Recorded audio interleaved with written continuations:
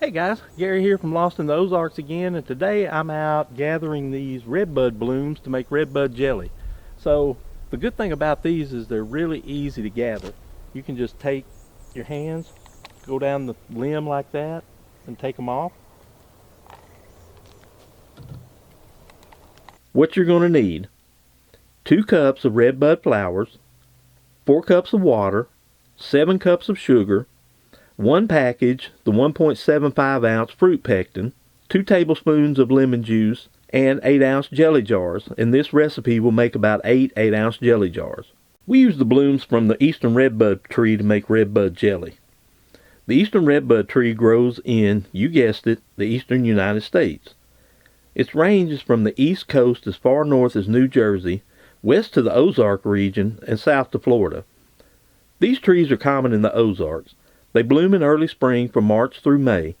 They're easy to spot in the woods as they're usually blooming when other trees haven't set their leaves yet. You may also see them blooming alongside other early blooming trees such as wild plum or dogwood trees. So you'll knock some of these off whenever you're gathering them. So what I like to do is take my little plastic, put under it, and that way if some of them fall that I can't get, they end up in my bucket instead of on the ground.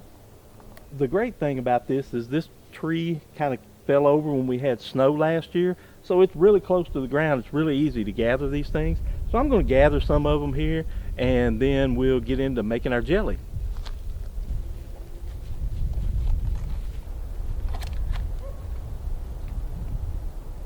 So here we go. In about 10 minutes I've got about 2 cups of blossoms, and this will make 1 batch of jelly. So I'm going to get inside and start making jelly now. The next step is to make a tea from the flowers.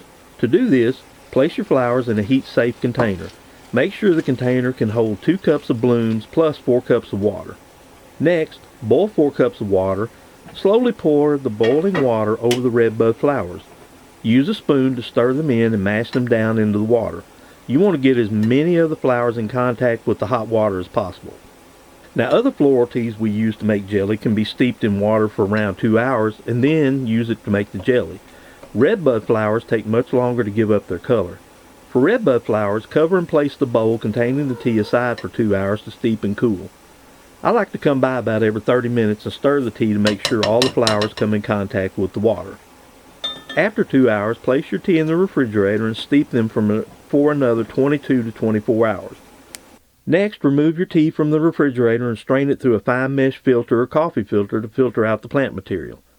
I bought a reusable coffee filter to filter mine. Squeeze out the liquid from the plant material to remove as much liquid as possible. You should have 3.5 to 4 cups of tea. If you don't have 4 cups, you can just add water to make it equal 4 cups. Don't be too concerned when you remove your tea from the refrigerator and find that your tea isn't a deep pink to purple color just like the flowers. It will actually turn a light green color. But don't worry, your jelly will turn out and it'll be red. We just have to do a little chemical magic. Now, we just do a little chemical magic when we add the lemon juice or citric acid into our tea, and it turns a light pink that darkens as you cook the jelly. Now, I knew from making wild violet jelly that the addition of lemon juice or citric acid changed the color of the tea from a dark purple to a light pinkish red color. So I decided to do an experiment to be sure I wasn't going to waste my time making green jelly that was horrible. Since you can substitute citric acid crystals for lemon juice at 1/4 teaspoon per tablespoon of lemon juice called for in the recipe, I used a small amount of citric acid, dropped it in the tea, and watched the color change from that icky green color to a lovely red color. This assured me my jelly would turn out fine, so I set about making the redbud jelly. Now transfer the redbud tea to a large saucepan. Pick a large pan because the jelly will boil up when cooking and you don't want it to boil over. Next, add 2 tablespoons of lemon juice and 1 package of powdered fruit pectin. Stir constantly as you bring the mixture to a full boil. A full boil is one that can't be stirred down.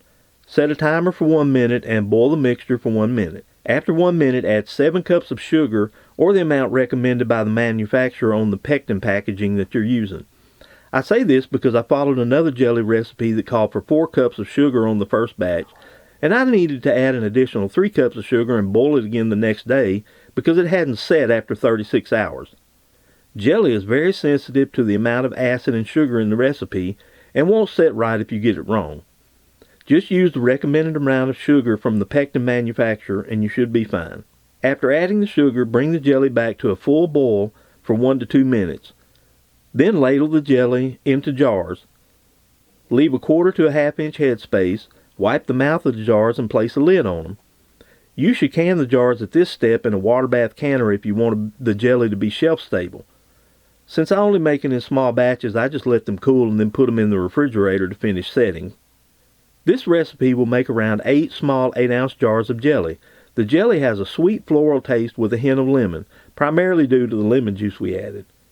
It's great on biscuits or toast and just may become your family's favorite jelly.